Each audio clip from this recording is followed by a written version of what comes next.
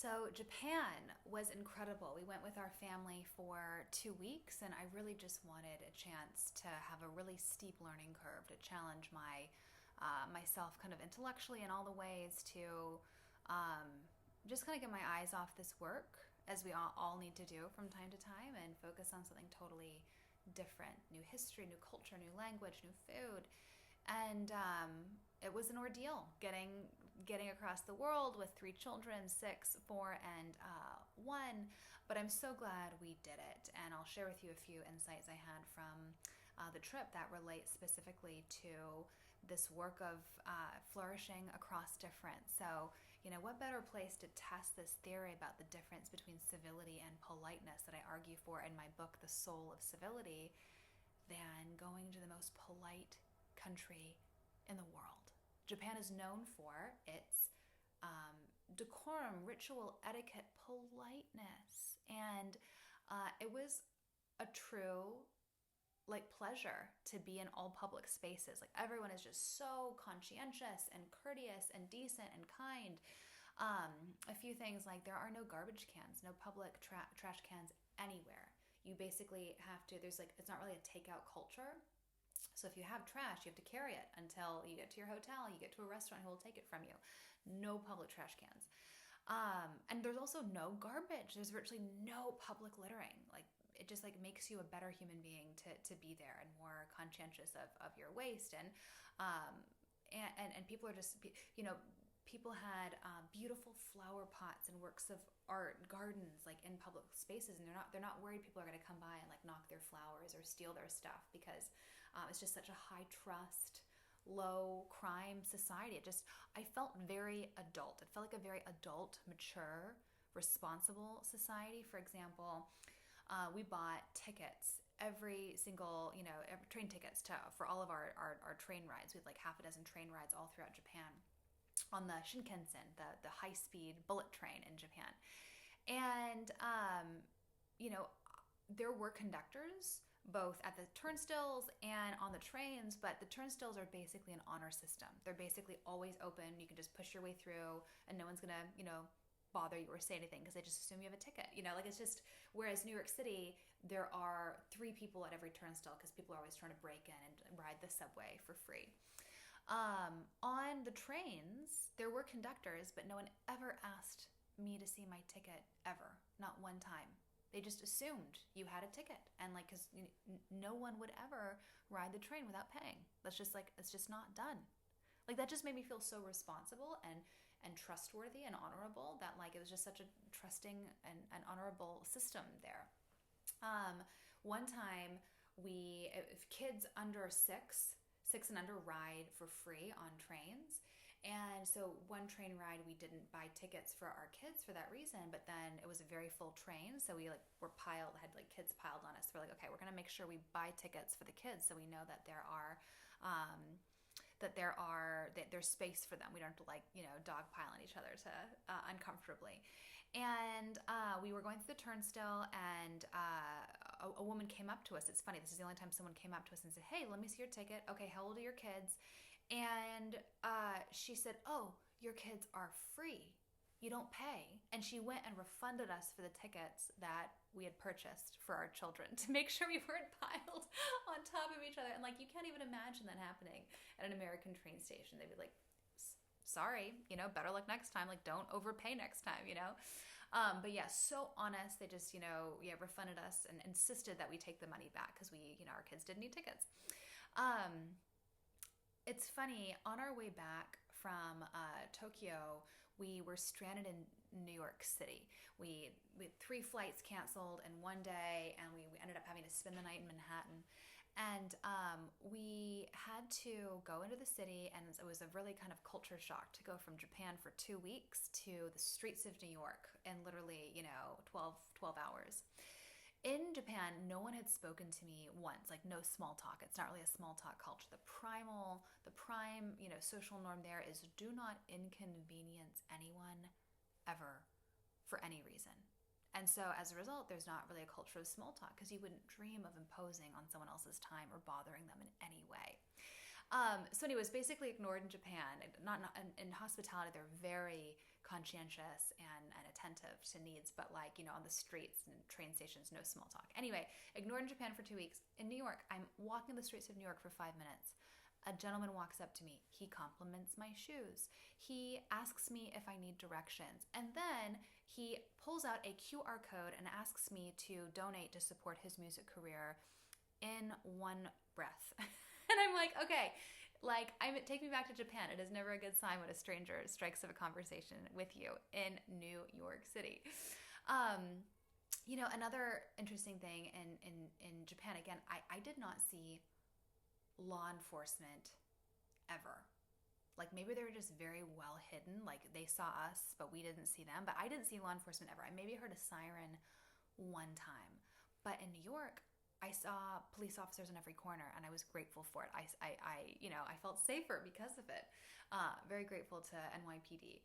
And, as I'd already mentioned, zero trash in Japan. Like no trash cans and no trash in the streets, whereas New York, trash is piled high. Like literally, garbage bags piled high on street corners and trash everywhere, just like constantly. And just like, it reminded me of this chapter 4 in my book about how civility supports freedom and flourishing, and how we need to self-govern to support a regime of limited government.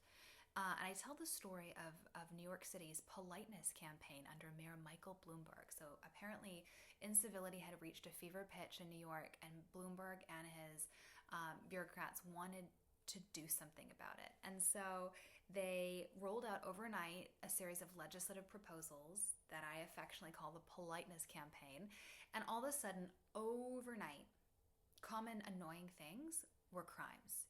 Whether it was texting at a Broadway musical, taking a phone call in a movie theater, putting your seat up on the seat next to you on the subway so someone couldn't sit down. Things like smoking in public. All these things are annoying and bad, but they were all of a sudden crimes. Chewing or spitting on the street, like again, annoying, but they were now crimes. If you were a parent or grandparent at your kid's softball game and were a little bit too rambunctious, you could be fined $50 for that crime and all these other crimes, and theoretically jailed. And the problem with these legislative proposals, measures, were that they were impossible to enforce because we don't live in a police state. We don't have law enforcement and cameras micromanaging our every micro-social interactions, and we don't want that. But the reality, and of course, New Yorkers did not like being civilized by their local city government, so they didn't last long. Impossible to enforce, did not last long. And I love this because it shows that if we do not sufficiently self-govern and modulate our interactions, that governments past and present, this is not long ago, this is a few decades ago, this is recent history, governments will be tempted to do it for us. And interestingly enough, and it must have been something in the water around this time, but in the UK, a similar initiative was unfurled called Tony Blair's Respect campaign. And in the Respect campaign, very similar measures like trying to penalize antisocial behavior, incentivize pro-social behavior, so kind of making crimes like common indecencies. But the worst, the most egregious example of the Respect campaign that got civil libertarians around the world in a tizzy was that if your neighbors deemed you a neighbor from hell and essentially voted you off the island, you could have your property taken from you, like literally, or like, arrested and your property rights revoked. And so that also did not last long. But again, very recent memory, Western democracies like micromanaging and mandating manners, which are, I argue ought to be voluntary. They ought to be, if we don't sufficiently modulate our conduct, that governments will be tempted to do that for us. And I love how Lord Moulton called it. He called it the obedience to the unenforceable. And he said, he was in the House of Commons giving this speech. He was the war minister during World War I in the UK. And he said, democracy, and there's 3 spheres of life. There is the sphere of pure agency, sphere of positive law, and in the middle, there's something called the obedience to the unenforceable. And this is where he said, this is like the foundation of democracy. It's us basically choosing to act well when we have the opportunity to not act well.